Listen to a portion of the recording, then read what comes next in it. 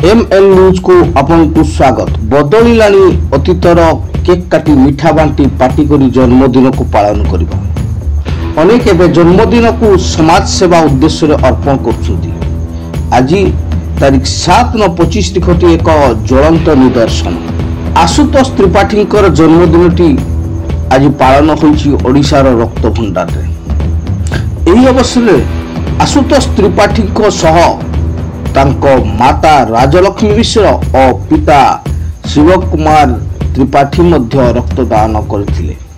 तो एही दिनटी को नारायण सेवा ट्रस्ट तरफ एक रक्तदान शिविर रे पालन करा जायछि। एथिरे मुख्य अतिथि भावे बारिपदार विधायक श्री प्रकाश सोरेन जोगदे शिविर को उद्घाटन करथिले। एतत् सहित श्री सोरेन जन्मदिन को रक्तदान करी पालन करथिबारु अनेक प्रशंसा करथिले। श्री सोरेन रक्तदाता माननकु उत्साह देवा सहित मानपत्र मध्य प्रदान करथिले एवं जन्मदिन को रक्तदान शिविर रे प्रतिष्ठा करथिबारु श्री सोरेन अनेक खुशी होइतिले बा प्रशंसा करथिले। एही रक्तदान शिविर रे पुलिस पब्लिक प्रेस सभापति डॉक्टर अक्षय कुमार महांती मध्य रक्तदान करथिले।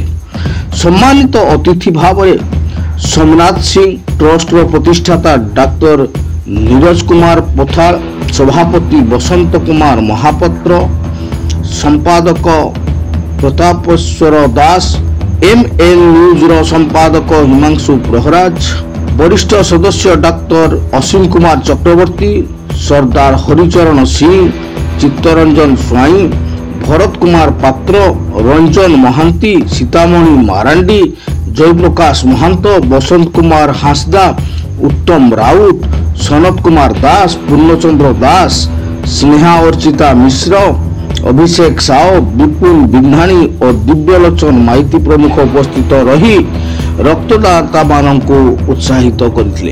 एही दिनटे रक्तदान शिविर समाप्त होवा परे तांकर परिवार जाई वृक्षरोपण करथिले।